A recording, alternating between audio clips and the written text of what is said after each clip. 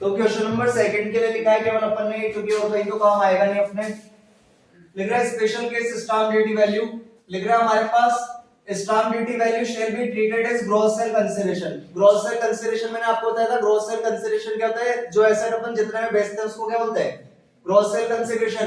लेकिन इस केस के अंदर स्टाम्प ड्यूटी वैल्यू को अपन क्या मान लेंगे, ग्रॉस सेल कंसीडरेशन। आपने मकान कितने में बेचा उससे फर्क नहीं पड़ेगा, आपके मकान की स्टाम्प ड्यूटी वैल्यू कितनी है उससे फर्क पड़ेगा, उसी को अपन क्या मान लेंगे, ग्रॉस सेल कंसीडरेशन। लेकिन उसको कब मानेंगे, in case of immovable property, house property held as capital asset, हमारे पास हाउस प्रॉपर्टी होनी चाहिए। लिख रहा है if SDV is higher than 110% of sale value, अगर हमारी एसडीवी ज्यादा है, सेल वैल्यू लेनी अपने को, उसका कितना निकालना है 110%। अभी अभी अपन ने निकाला, अपन ने जो मकान बेचा था वो कितने का बेचा था, 35,80,000, उसका 110% निकाला तो अपने पास आया था 39,38,000। लेकिन वो एसडीवी से कम था कि ज्यादा था, ज्यादा था। और अगर ज्यादा हो तो एसडीवी से ज्यादा होता है तो फिर अपने को ग्रॉस सेल कंसीडरेशन केवल किसको लेना है, सेल वैल्यू को, एसडीवी को नहीं लेना। तो अपन के पास लिख रहा है यहाँ पर if SDV is higher than 110% of sale value then such SDV shall be treated as gross sale consideration. तो फिर अपने को एसडीवी को मान लेना है ग्रॉस सेल कंसीडरेशन। दो केस है हमारे पास, अगर एसडीवी ज्यादा है 110% से तब तो एसडीवी को लेना है, और अगर एसडीवी कम है तो फिर अपन को ग्रॉस सेल कंसीडरेशन किसको लेना है, सेल वैल्यू को। और हमारे पास यहाँ पर जो केस लग रहा है वो ये वाला लग रहा है कि अपनी जो सेल वैल्यू है उसी को अपने को क्या लेना है, ग्रॉस सेल कंसीडरेशन। देखो क्वेश्चन नंबर 2,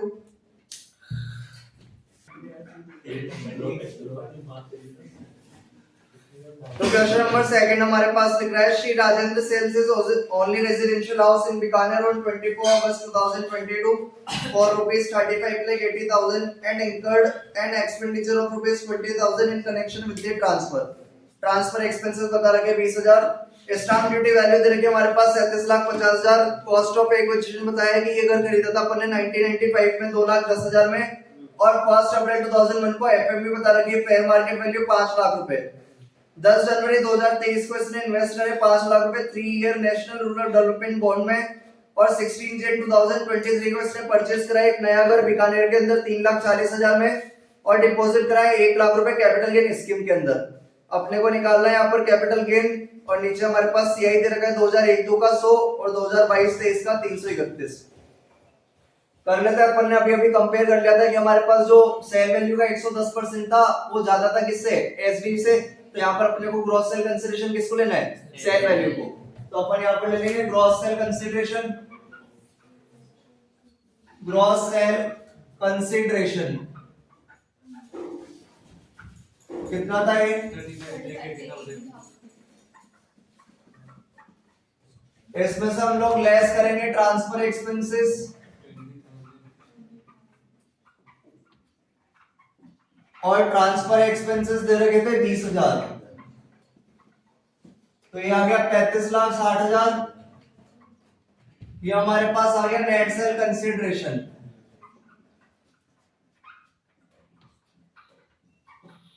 क्योंकि अपन ने 1995 वाला मकान अब जाके बेचा है तो ऑब्वियसली कौन सा गेन होगा, लॉन्ग टर्म, और लॉन्ग टर्म के केस में अपन लोग लेस करते हैं index cost of acquisition.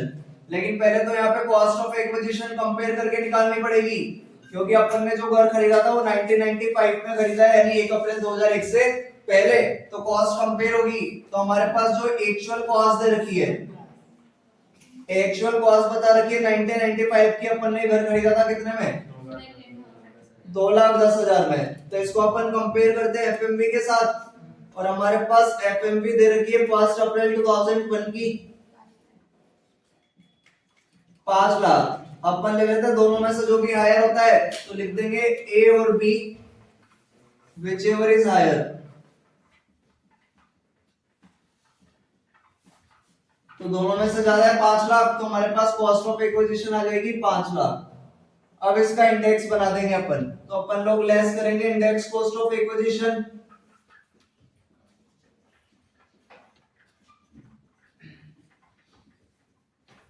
Index बना देंगे अपन इसका। हमारे पास कॉस्ट आई है 5 लाख, और क्योंकि घर अपन ने 2001 से पहले खरीदा तो डिनोमिनेटर रहेगा 100, और सेल ईयर का हमारे पास सीआई होता है 331, तो मल्टीप्लाई करने पे आ गया कितना, 14 लाख 16,55,000। जी सर। कल वाले केस के अंदर तो कल वाले क्वेश्चन में तो अपन ने इंप्रूवमेंट वगैरह का करा था कि इंप्रूवमेंट कराया था। आज कोई इंप्रूवमेंट वगैरह नहीं है तो डायरेक्ट अपन सेकंड कॉलम में से ही माइनस कर देंगे इसको 16,55,000 को।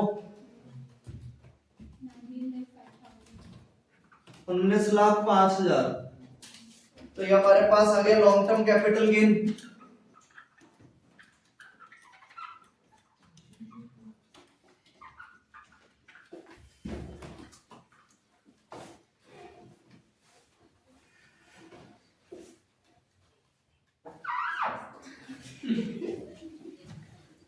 $19,05,000।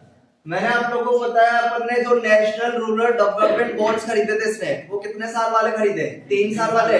और जो एग्जम्पशन मिलती है वो मिलती है 5 साल या उससे ज्यादा साल के लिए, 3 साल वाले के लिए नहीं मिलती। यहाँ पर इसने एक घर खरीद लिया है। घर खरीदा था इसने, अपन ने जो घर बेचा है वो तो बेचा था 24 अगस्त 2022 को। और अपन ने यहाँ पर जो नया घर खरीदा है वो कब खरीदा है? 16 जनवरी 2023 को। यानी अगले 2 साल के अंदर खरीद लिया।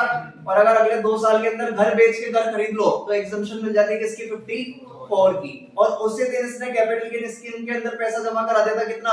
1 लाख। और अगर 30 सितंबर 2023 से पहले अगर कैपिटल गेन स्कीम में पैसा जमा करा दो तो उसकी भी एग्जम्पशन कहां पे मिल जाएगी? 54 में। तो अपन लेस कर देंगे इन दोनों को यहां से।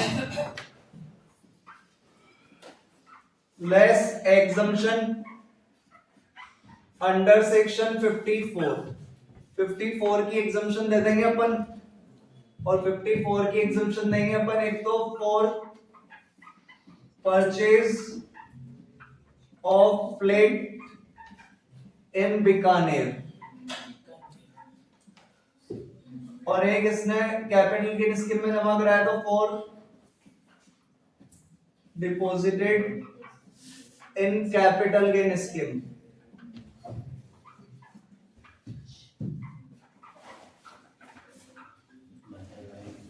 फ्लैट तो खरीदा था 3,40,000 का और जमा कराए थे 1 लाख रुपए। टोटल हो गए 4,40,000। इसको माइनस कर देंगे अपन 19,05,000 में से, 14,65,000। तो ये हमारे पास आ जाएगा, आंसर आ जाएगा ये आ गया taxable long term capital gain. ये आ गया 14,65,000। तो करना कुछ नहीं था, बस एक ग्रॉस सेल कंसीडरेशन का था। अगर 110% वाली वैल्यू एसडीवी से ज्यादा नहीं होती तो फिर यहाँ पर अपने को जो ग्रॉस सेल कंसीडरेशन लेना पड़ता वो किसको लेना पड़ता? एसडीवी को। वो तो 110% वाली वैल्यू ज्यादा थी एसडीवी से, इसलिए अपन ने जो ग्रॉस सेल कंसीडरेशन लिया है वो किसको लिया है? सेल वैल्यू को। ट्रांसफर एक्सपेंसेस माइनस कर दिए, नेट सेल कंसीडरेशन आ गया। कंपेयर करना अपन ने कल भी सीखा था, कंपेयर करते अपन एक्चुअल कॉस्ट रखी थी 2,10,000 और एफएमवी थी 5 लाख। दोनों में से आया ले लिया तो 5 लाख आ गया। इसको इंडेक्स बना देंगे अपन तो 5 लाख डिवाइड बाय डिनोमिनेटर 100 क्यों रहेगा? क्योंकि 2001 से पहले खरीदा है। और मल्टीप्लाई ट्रांसफर ईयर का सीआई कितना है? 331। तो इंडेक्स हो गया, इंडेक्स करके माइनस कर दिया तो लॉन्ग टर्म कैपिटल गेन आ गया। एग्जम्पशन दे दी 54 की, क्योंकि घर बेच के बदले में क्या खरीदा है? घर। और घर खरीदना है तो पिछले 1 साल में या फिर अगले 2 साल में। कौन सी डेट से? सेल डेट से अपन को कंपेयर करना है तो पिछले 1 साल में या अगले 2 साल में। और डिपॉजिट कराना है कैपिटल गेन स्कीम में कब तक? 30 सितंबर 2023 से पहले तो मिल जाएगी। तो यहाँ पर taxable long term capital gain आ गया। देखो इसके अंदर कोई डाउट है क्या?